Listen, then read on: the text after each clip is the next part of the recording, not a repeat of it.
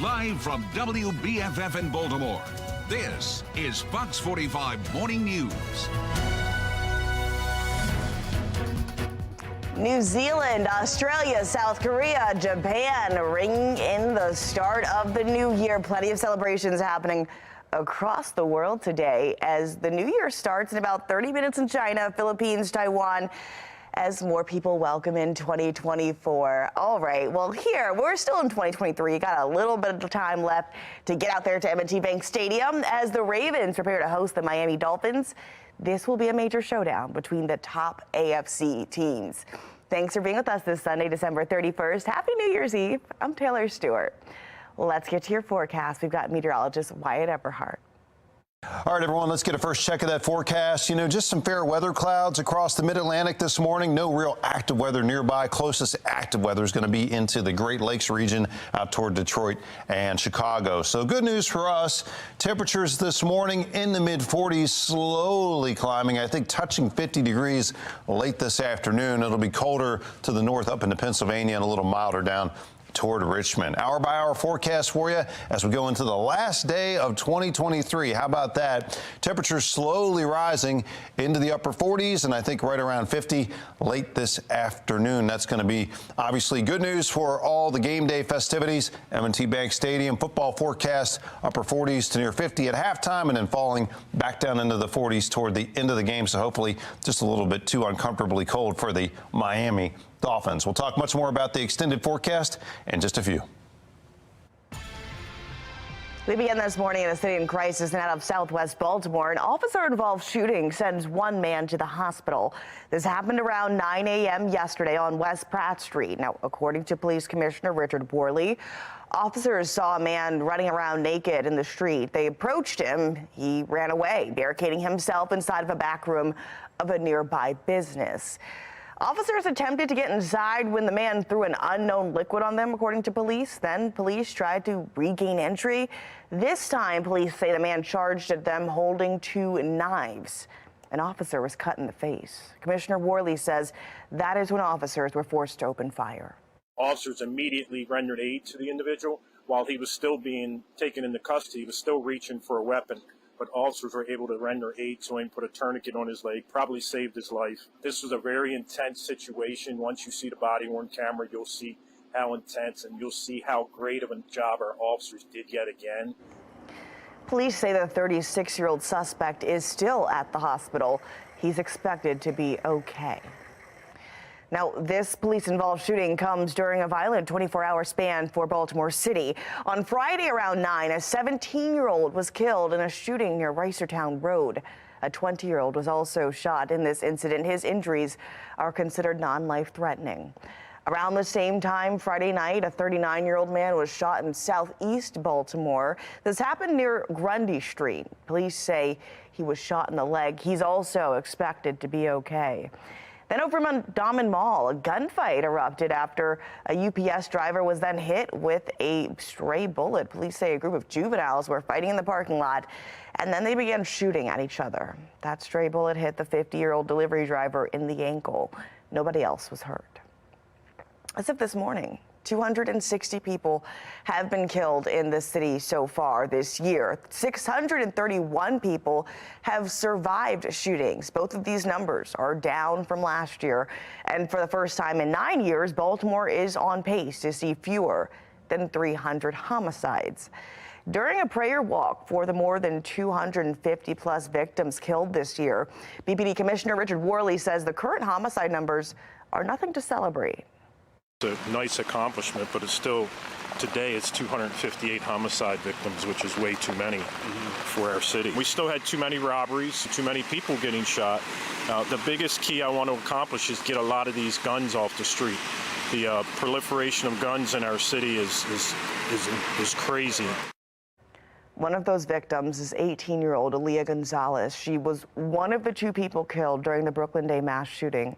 Her mother, Crystal Gonzalez, is voicing frustration as her family still waits to learn who killed Aaliyah. They can't interrogate these children due to the current juvenile crime laws, right? So where does that leave the family, the victims, the survivors of this? We are in limbo until y'all figure it out. Now, where's the swift justice there? I would like to move on. I would like to do something else. Vince Hill sat down with Crystal as she talks about that dreadful night and her message to lawmakers. Take a look. So let's talk about July 2nd, 2023. Let's go back to that day. Did you get a chance to see Aaliyah that day? Absolutely. So what did you two talk about? So funny, because I wanted to make one of her favorites is Spanish stewed chicken and yellow rice and beans, right? So I made that night, and I remember telling her, because as she was getting prepared to go out, I texted her. I said, hey, if you're still around, your food is here. So I know that she ate her favorite meal, which would be her last meal, that it was something that she knows her mom made for her. How did you actually find out what happened to Aaliyah? So I woke up to my husband screaming. But when you heard the word shot, you weren't thinking the worst, were you? What were you thinking? If she was shot, she'll be okay. I'm not stopping for any tape, any police officer, anything. And I run right up to where they told me she would be at. And I see this sheet. And that's when I knew that was her, because I could see her foot. She wore Crocs that day, I know. A 15-year-old, 17-year-old, and two 18-year-olds were arrested, albeit none charged with your daughter's murder, but a slew of charges. If you were to describe the juvenile system in Maryland in one word, what would it be? Preventable. What this is a mismanagement of resources. It's been proven. Two of the offenders at Brooklyn Day had ankle monitors on, right? And yet, we are allowing the perpetrators of these young juveniles that we want to point the finger at, we're allowing them to be arrested and released. Do you think we need to just start from ground zero with juvenile laws? Absolutely. We are not understanding that the laws are dictating what the culture looks like. Our laws set the precedent for what we see now. So again, it's mismanagement of resources. And you're allowing these kids to repeat offenses by laws that you put in place. They know right from wrong. So I can hear you tell me that a child under the age of 25 shouldn't be in an adult system. Well, here we know we have a lot of adult things that we do between the ages of our teen years and 25. So you're able to start families and get married, right? You're able to do these things. Why are people not asking these questions? But when you have a violent offender commit a violent act, all of a sudden he don't know better. We're about 2 weeks away from the new legislative session in Annapolis. Of course, juvenile crime is going to be one of the main topics, if not the main topic. Yeah. What do you want to see from lawmakers at the state level? It blows my mind that we have such a huge gun violence problem, and it is not written into law that we have some form of education in the school as far as gun violence prevention. If you could go back to July 2nd, before 9 o'clock, what would you change? Nothing. I know that's not what people want to hear, but I'm very careful about creating fantasy. Because what we're doing now is talk about what we could have done. That's not our reality. But we must deal with what happened. That was Vince Hill reporting there. We also spoke with Leah's older brother about his frustration with the juvenile crime laws. Even if Tristan Jackson wasn't the person that, inevitably murdered Aaliyah, to me, everyone that shot a gun that night, they aided the death of my sister, you know what I'm saying? So I want them all to be held accountable. He mentioned Tristan Jackson in this interview. He is the 18-year-old arrested in connection who would be or could be transferred to a juvenile court system based on a ruling from a judge, Charles Bloomquist. Now, it is important to know that Jackson has not been charged in Aaliyah's murder. For more of Vincent Hill's interview on this incident, Aaliyah's story. You can head to foxbaltimore.com. Look for this story. It's posted now. We're less than 24 hours away from the new year in the U.S., that is. Still ahead, the preparations underway at the Inner Harbor this morning. You're watching Fox 45 Morning News, all local, all morning.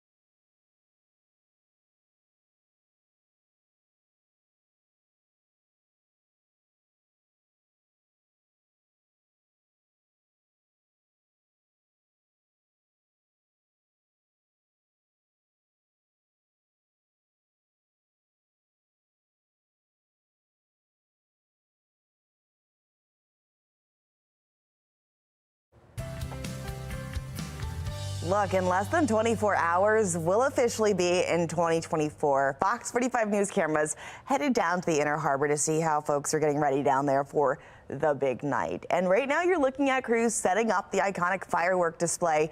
This year's display will be unlike years prior. Listen to this. Fireworks will light up the sky when the clock hits midnight. Meantime, a special drone show will be happening at the same time. Today's festivities begin at 8 p.m. If you are heading to the Inner Harbor tonight or throwing a special celebration or you're tailgating, we want to get in on the action here. Scan the QR code on your screen. It'll take you to foxbaltimore.com where you can upload your pictures and we're taking videos. It's all powered by Staff Lab. All right, 2024 is here. Those extra pounds did not go anywhere. We've got a workout that's going to power you through midnight and beyond. Don't let the New Year celebration throw off your sleep schedule, though. This morning, we've got some simple tips that will help you keep your whole family happy, rested, and reveling in the New Year celebrations. You're watching Fox 45 Morning News, all local, all morning.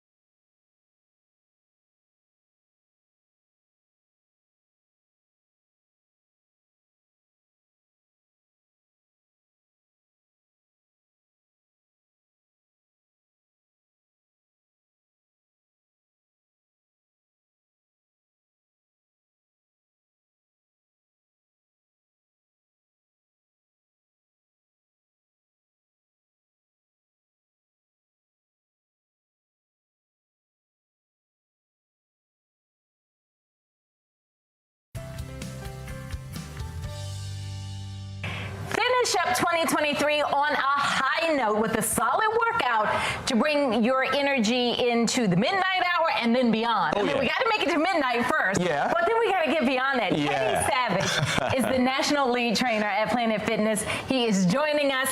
This is it. This is how we're closing out 2023. Absolutely. And we're going to close it out on some fun fitness that you can do with a functional accessory found at any Planet Fitness location, and it's the kettlebell, right? Kettlebell. And I couldn't just bring one for myself, so Patrice also has a kettlebell because I provide for my friends. All right. So what we're going to do first is a squat into a single arm press, working lower and upper body. So let's put it in our right hand first. What we're going to do is lower ourselves down into our fullest range of motion in the squat and then press up above our heads. Switch to the opposite arm, Patrice. Got it. This is one of my favorite exercises because we're working our lower body muscles and our upper body muscles at the same time.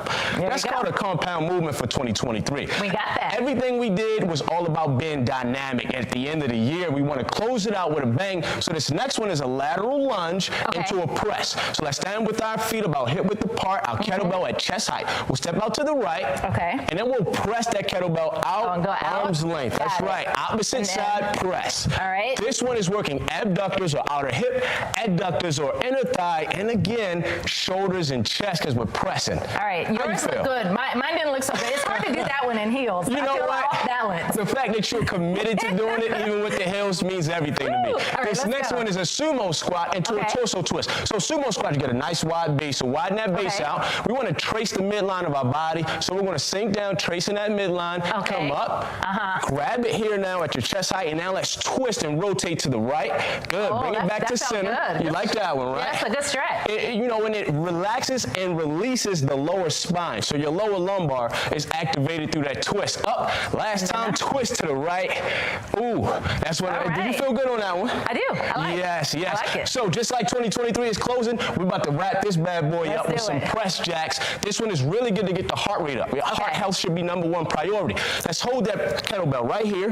Now, Patrice is going to press up and step out with her right foot as she presses, and then she's going to do the same thing with the opposite side. So she keeps that rhythm, and I'm going to press and jack those feet out and in, and we're trying to move together. But you know what? What this is doing is it's increasing blood flow from our heart to our body. It's raising our BPMs or beats per minute, and it's releasing endorphins in 2023. They just make you feel good. That just makes you feel great, right? That's a great end to 2023. That's right. And do it with a workout partner. Patrice is the best one. She's smiling. She got a whole outfit going in heels. I'm not smiling like this when my husband and I are working out. He's like, come on, let's go. Right. But hey, look, 2023 is all about being fit, having fun, finishing strong into 2024. Into 2024. All right. But we had to get to this point first. So before the clock hits midnight, get some workouts in. Teddy, yes. Thank you. Thank you so much, Patrice. Happy New Year, everybody. That's the kind of workout that'll get you moving. Let's go ahead and get a look at our forecast for our New Year's Eve. Take a look. All right, let's get a look at that forecast in depth. And as we go through this Sunday, not a bad finish to 2023. Temperatures into the upper 40s, probably touching 50 degrees toward the middle hours of the afternoon, say around 2 o'clock. Temperatures do fall off pretty sharply after sunset tonight, so although we'll stay dry for all those New Year's Eve festivities, certainly the overcoat will be a good idea tonight. By the way, just tuning in, we want to make sure you have that football forecast. Upper 40s to near 50 degrees at halftime at M&T Bank Stadium. Not much wind for the Kickers. That's good news. A little chilly for the Miami Dolphins, so I think that's also good news for the Ravens and for Baltimore. Take a look to the west. We see the temperatures running cool and the winds running light. Crisp days ahead as we look at the early days of the new year. They will stay dry at least and possibly getting unsettled late week and into the first weekend of 2024. In the meantime, though, it is quiet. Only weather maker on the map up here again over the Great Lakes. Now, that area of low pressure could spin a few showers into the state on Monday, but primarily just additional cloud cover, we think. In western Maryland, possibly a few snow showers out of that disturbance later tonight and into the morning. So out toward Deep Creek Lake, a little more unsettled tonight into Monday. But for most of the state, the first day of the new year on Monday will just feature some increased cloud cover. That will blow out to sea and set the stage for a brighter, sunnier Tuesday around here for January 2nd. Big picture wise, we see the map looking colder here along the Canadian border, the northern plains. Some of that cold air will be steadily edging down and replacing that mild pattern. So as we go forward in time, although we will push back to 50 toward Wednesday, temperatures do drop late week and into next weekend as that colder air invades. Let's check the 7-day forecast out. Again, it's a great setup into the new year itself. Nothing more than a stray shower Monday and then brighter Tuesday and Wednesday. There's that colder air arriving late week, though, down into the mid 40s for both Thursday and Friday. And our next weather maker of significance, I think, possibly due in Saturday into Sunday. So we'll be tracking that carefully. But in the meantime, enjoy a chilly but very pleasant New Year's Eve. Celebrate the new year with the entire family without sacrificing your sleep and your sanity. Emma Offarth is the assistant director of the Child Care Center at Towson University, and she joins us with what we need to know to make sure our kids have a great New Year's Eve as well. Good morning. Good morning. The big question is, can the little ones stay up till midnight? I would not. As we all know, the sleep schedule is the most important thing, and especially with the end of the holidays and return to school right around the corner, it's important to make sure that whatever sleep we lost, we start regaining, even on New Year's Eve. Exactly. I mean, but they're also excited, right? What can parents do to allow them to take part in the celebration? So there's a lot of things you can do. You can celebrate just the way you would, just push it up a few hours. The great thing about kids is they don't know what time it is. So you can make it midnight whenever you want. We usually do midnight around 8 p.m. at our house. There's so many free countdowns. Disney Plus has some with favorite characters, as well as YouTube has streamings of New Year's Eve celebrations around the world. So cheat the countdown, and there are some tips to do so. Disney has a platform to do so. Is there any other way that kids can also feel like they're bringing in the new year without actually bringing in the new year after midnight? We do sparkling cider. We make it fun. We get little sparklers and we run around outside. All the things that grown-ups would do.